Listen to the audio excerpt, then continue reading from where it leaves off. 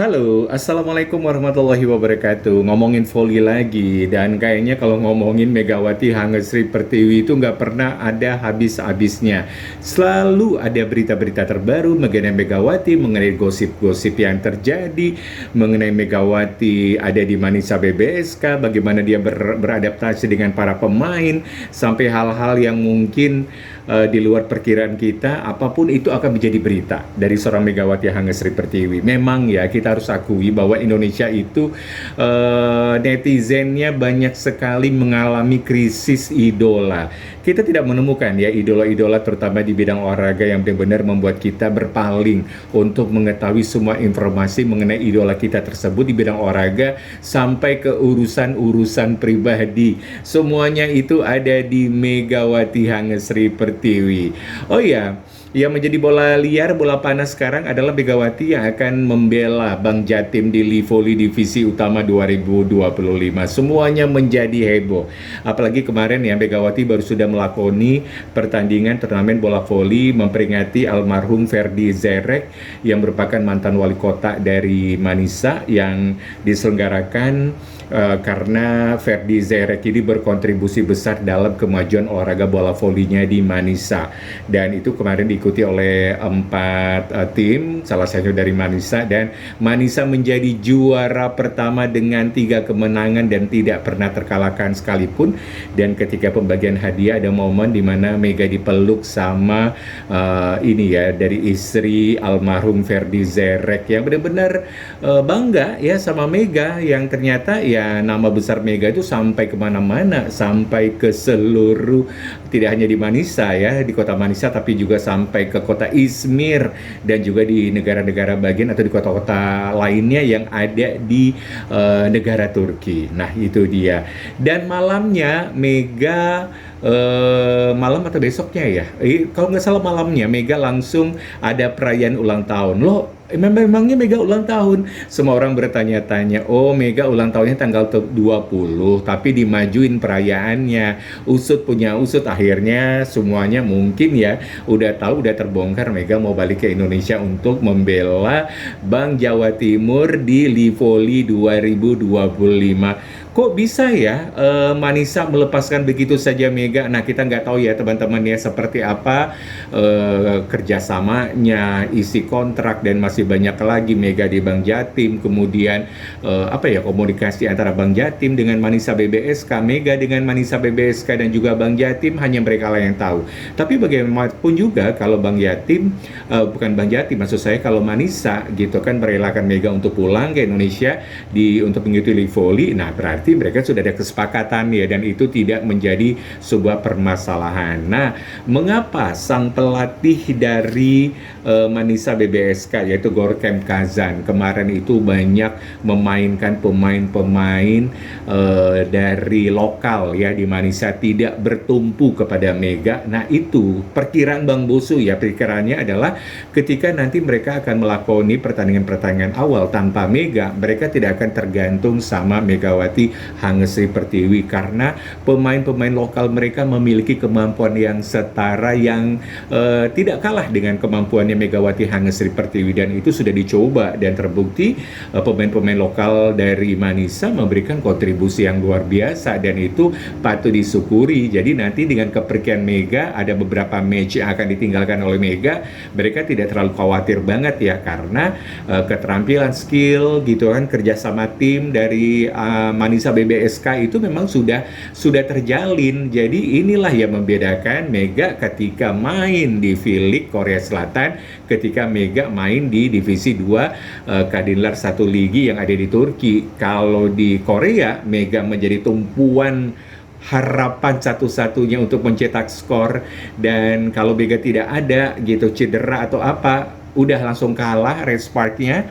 Tapi ketika Mega hadir, nah Mega bisa menjadi penentu kemenangan Respark. Itulah yang terjadi ya, Mega menjadi tumpuan harapan dari Respark untuk bisa masuk playoff dan masuk babak final kemarin itu. Dan itu berbeda dengan Turki.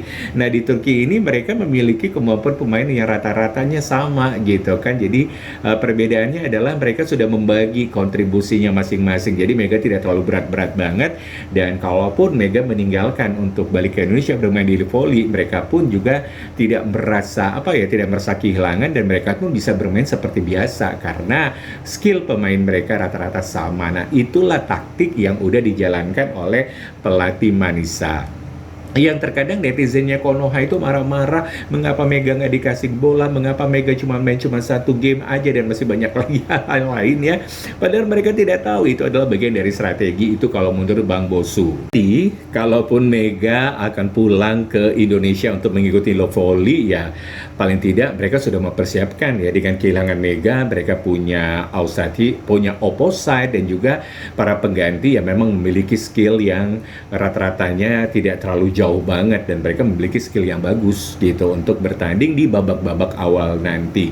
Oh ya, sedikit informasi ya, kalau jadwal laga Manisa BBSK itu ini totalnya ada 28 laga yang akan dijalani, 26 ya maaf, ada 26 laga yang akan dijalani Manisa pada musim reguler yang berlangsung mulai tanggal 4 Oktober 2025 sampai 15 Maret 2026. Berarti masih panjang ya perjalanannya.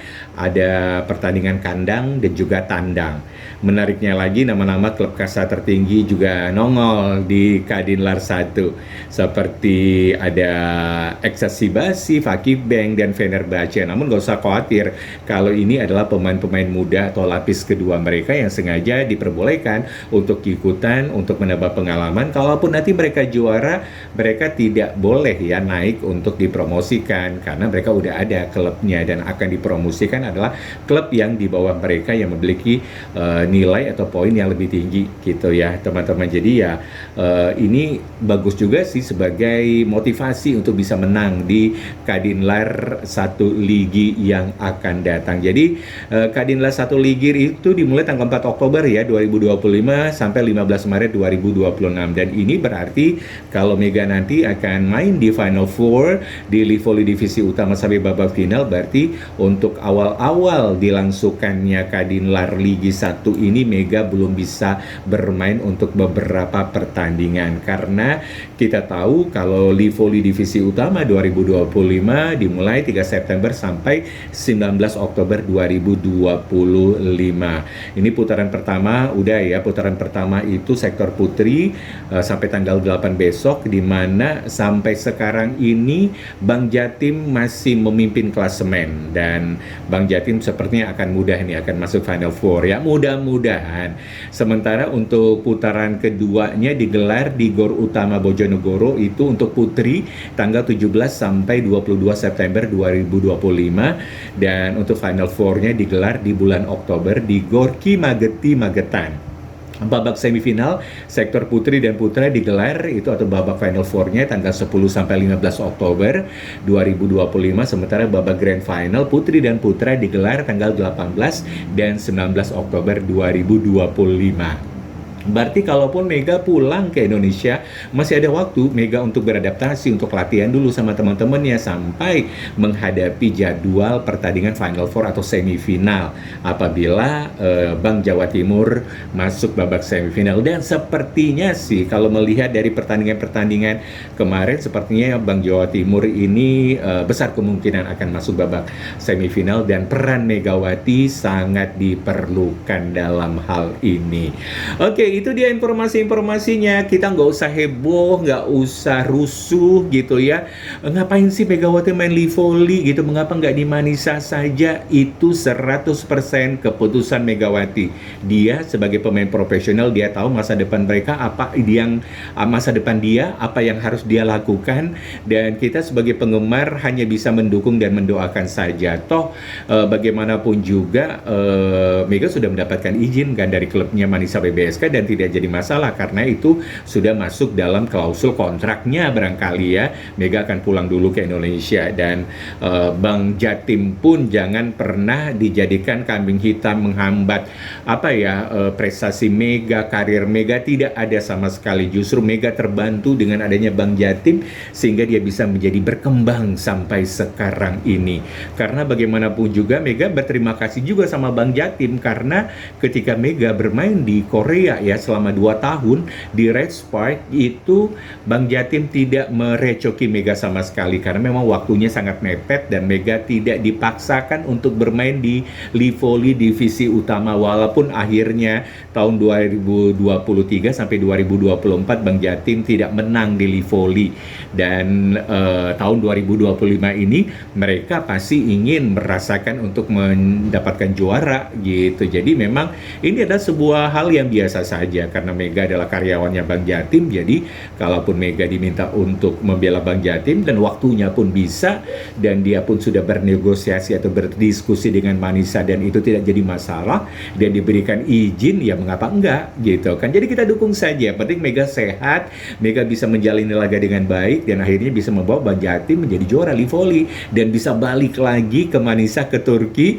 untuk membawa Manisa dipromosikan ke Sultan Larligi 2026 yang akan datang. Amin. Nah itu dia yang harus dilakukan oleh para penggemarnya Mega. Nggak usah deh marah-marah, kesel-kesel mengapa begini, mengapa begitu. Mega lebih tahu masa depan dia tahu apa yang harus dilakukan karena sekarang dia punya suami, dia punya orang-orang yang mengerti akan karir dia. Jadi kita sebagai penggemar cuma bisa mendukung dan mendoakan saja. Oke, itu saja informasi-informasi yang bisa Bang Bosu bagikan di kali ini. Kita jumpa lagi di lain kesempatan ya. Yang pasti jangan lupa di like, di subscribe, dan juga di komen, di share juga boleh kalau memang informasi ini bermanfaat. Assalamualaikum warahmatullahi wabarakatuh. Bye bye.